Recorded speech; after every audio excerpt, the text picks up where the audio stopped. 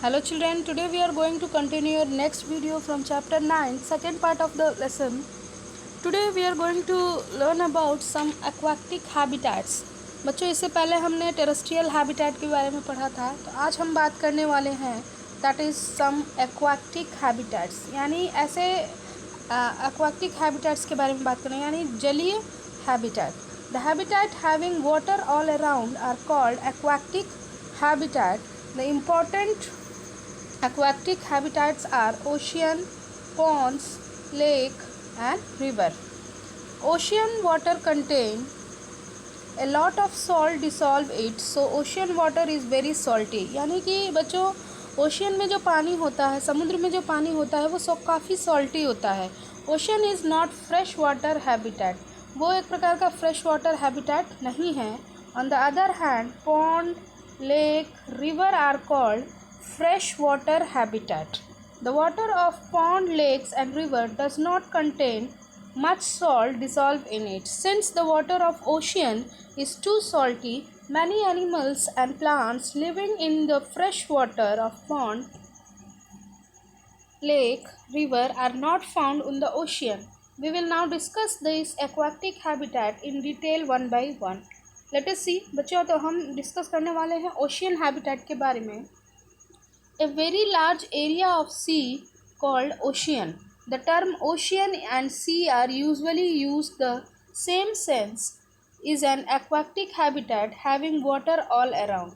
When animals live in water, they must have special adaptation to help them survive in water.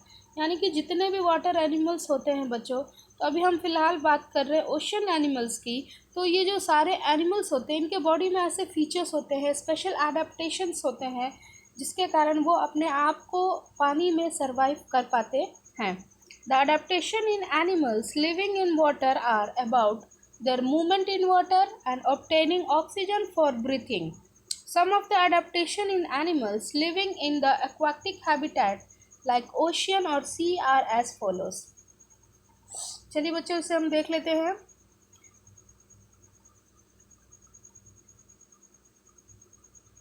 Point number 1. Many sea animals have streamlined bodies to help them move in sea water easily. For example, fish living in sea habitat have a streamlined body shape. The dolphins and whales living in the sea have streamlined body shape. And sea animals like squid, octopus do not have streamlined body shape. But when they squid and octopus move in sea water, they make their body shape streamlined. यानी कि जितने भी सी animals होते हैं, उनकी जो body होती है वो स्ट्रीमलाइन शेप में होती है. और कुछ ऐसे जानवर हैं जिनकी बॉडी स्ट्रीमलाइन शेप में नहीं होती है, बट जब वो मूव करते हैं they make their body in the such way. Such animals stay in deeper in the ocean near the seabed and catch the prey that moves towards them. The streamlined shape of sea animals is an adaptation for swimming in water. Point number 2. Most of the sea animals have gills which enables them to use oxygen dissolved in water for breathing. यानी कि समुद्र में पाए जाने वाले जितने भी जीव होते हैं उनके अंदर गिल्स पाए जाते हैं. बहुत कॉमन मोस्टली जो एनिमल्स होते हैं उनके अंदर गिल्स पाए जाते हैं. For example the fish, squid, octopus living in the sea water all have gills to help them extract the oxygen dissolve in water. यानी कि गिल्स के द्वारा वो आसानी से पानी में डिसॉल्व ऑक्सीजन को ब्रीथ कर सकते हैं. So the presence of gills in the sea animal is an adaptation for breathing inside the water. तो इस प्रकार गिल्स जो है एक प्रकार का एडाप्टेशन है ताकि वो आसानी से पानी में सांस ले सकते हैं. Dolphins and whales breathe in the air through the nostrils. Dolphin और वेल्स जो होते हैं बच्चों, वो नॉस्ट्रिल्स के द्वारा ब्लो होल्स बने होते हैं उनके मुंह के ऊपर, उसके द्वारा वो सांस लेते हैं, वो हवा में बाहर निकलकर सांस लेते हैं. Dolphins and whales breathe in the air through the blow holes when they swim near the surface of water. जब वो पानी की सतह के ऊपर आकर वो सांस लेते हैं.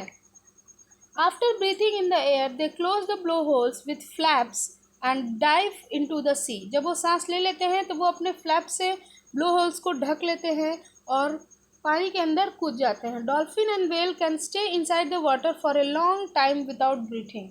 और उनके अंदर ये गुण होते हैं, कैरेक्टरिस्टिक्स होते हैं कि वो पानी के अंदर काफ़ी समय तक बिना सांस लिए भी रह सकते हैं। They come to the surface of water from time to time to breathe in the air. और जब भी उनको सांस लेना होता है वो पानी की सतह पर आते हैं और हवा में सांस लेते हैं। The presence of nostrils in dolphins and whales is an adaptation for breathing. तो इस प्रकार सांस लेने के लिए उनके अंदर कौन सा ऑर्गन है? Blow holes. नॉस्ट्रिल के द्वारा वो सांस लेते हैं। Next we see some plants, ponds, lakes and river. Ponds and lakes and river are the freshwater aquatic habitat. We can see many plants growing in the water of pond. यानी बच्चों हम देख सकते हैं कि पॉन्ड लेक में बहुत सारे पेड़ पौधे उगते हैं।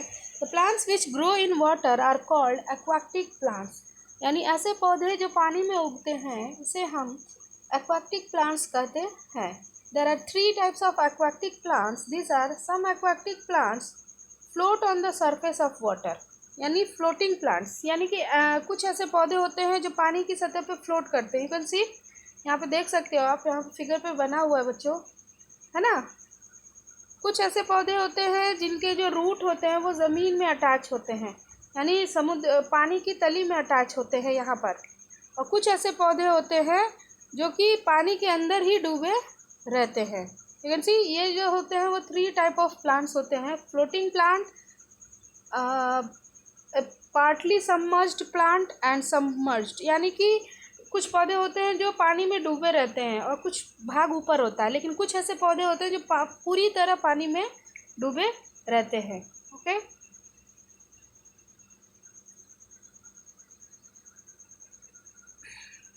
some aquatic plants are partially submerged in water. The roots of the partly submerged water plants fixed in the soil. यानी कि जो पौधे थोड़े डूबे रहते हैं और थोड़े ऊपर रहते हैं, इनके जो रूट्स होते हैं वो बेड में यानी कि बॉटम में, पॉन्ड के बॉटम में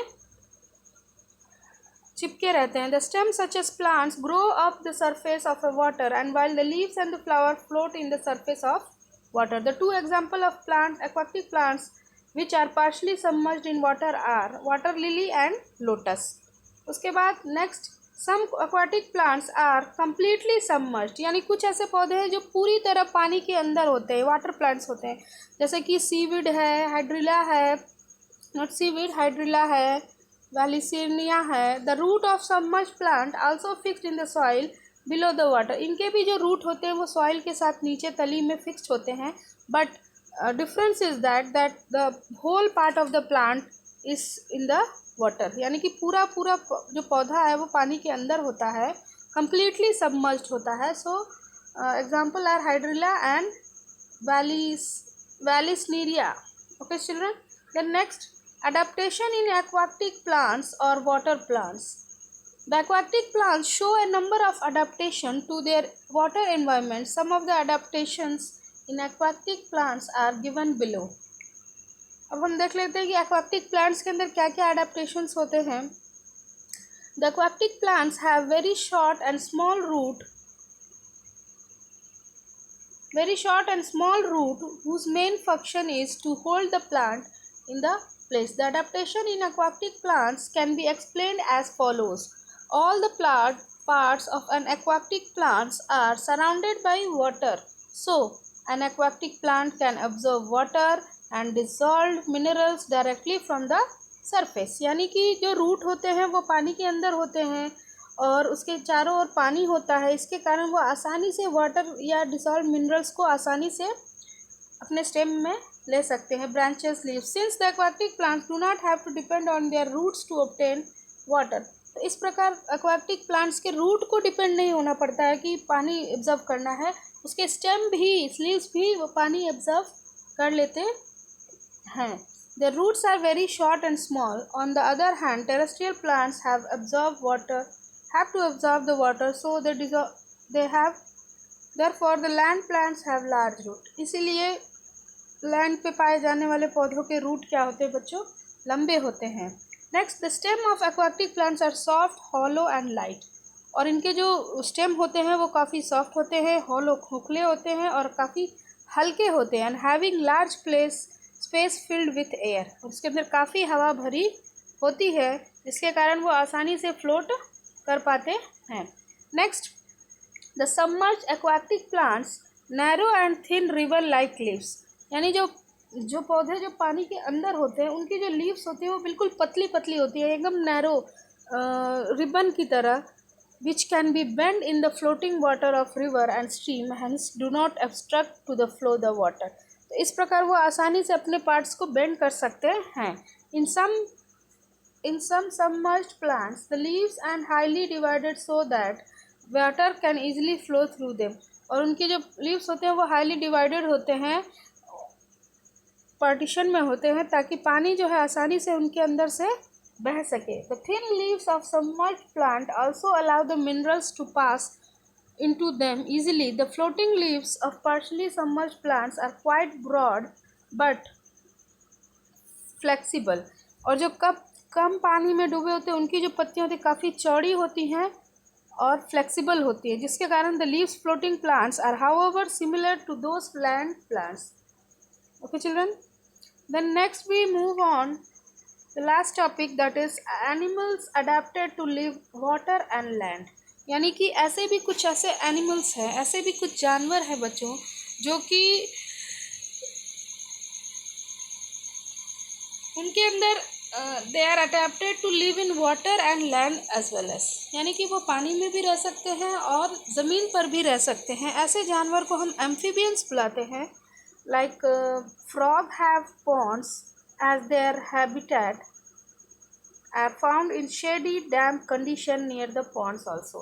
यानी कि जो फ्रॉग होते हैं, फ्रॉग के रहने का जगह है, फ्रॉग का हैबिटेट है पॉन्ड, लेकिन फ्रॉग जो होते हैं पॉन्ड के आसपास भी पाए जाते हैं।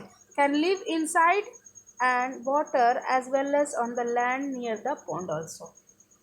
तो फ्रॉग की खासियत है कि बच्चों वो पानी के अंदर तो रहता ही है, उसके साथ साथ वो आसपास अपने पॉन्ड के नियर भी रह सकता है। Actually the frog spend most of their time on land but come back to water to lay their eggs.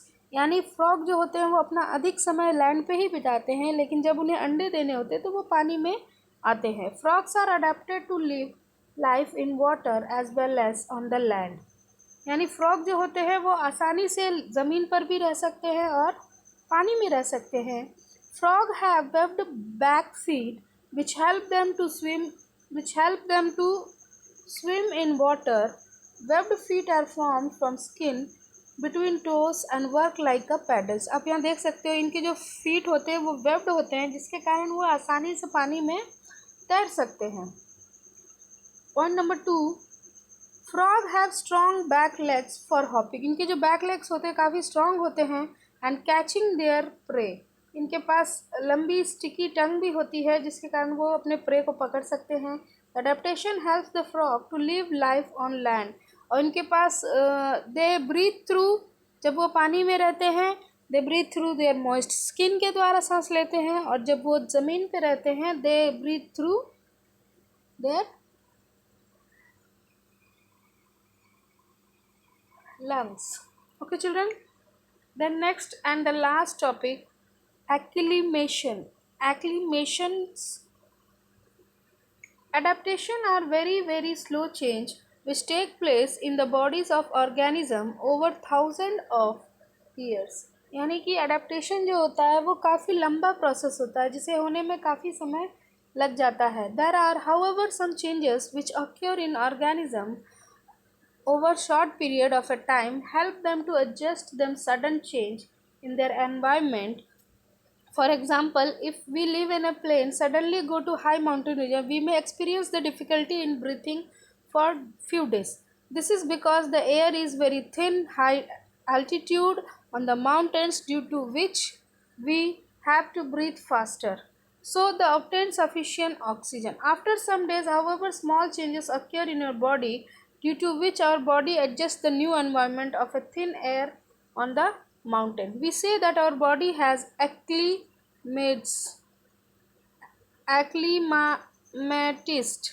Okay children, or to got used. Acclimation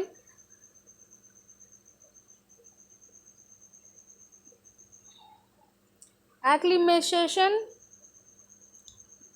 जो acclimation का मतलब होता है कि the process of becoming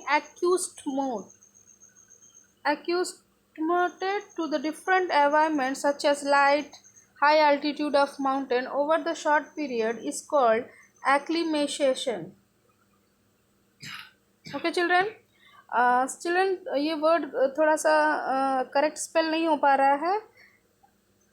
acclimation क्या मतलब होता है कि जैसे ही हम शॉर्ट पीरियड में किसी चेंज को अपने अंदर बॉडी के अंदर हम सडन कर पाते हैं, जैसे कि अभी हम ठंडी जगहों पे हैं, तुरंत हम गर्मी वाली जगहों पे चले जाते हैं, तो उस समय हमारे बॉडी के अंदर कुछ चेंजेस आते हैं, यानी हमारा बॉडी उस चेंज को अपने अंदर एक्सेप्ट करता है और उसके अकॉर्डिंग सर्वाइव करता है. The changes which take place in the body of a organism during acclimation temporary can be reversed. यानी कि ऐसा चेंज जो कि टेम्पररी होता है और उसे हम रिवर्स कर सकते हैं दोबारा से. On the other hand the change which take place during the adaptation are permanent can not be reversed. यानी कि अडेप्टेशन के दौरान जो चेंजेस होते हैं वो रिवर्स्ड नहीं हो सकते, यानी वो चेंज परमानेंट होते हैं. ओके चिल्ड्रन, तो एक्लिमिटेशन का मतलब होता है बच्चों कि हमारे बॉडी में जो तुरंत चेंजेस आते हैं जिसे हम रिवर्स कर सकते हैं शॉर्ट पीरियड के लिए. The process of different environment over short period is called. यानी जो चेंजेस शॉर्ट पीरियड के लिए होते हैं that is called acclimatisation. Okay children, sorry for not correct spelling. Let us stop the video. बच्चों ये आपका जो चैप्टर है वो एंड हो गया. In the next chapter we will learn the next chapter number 10.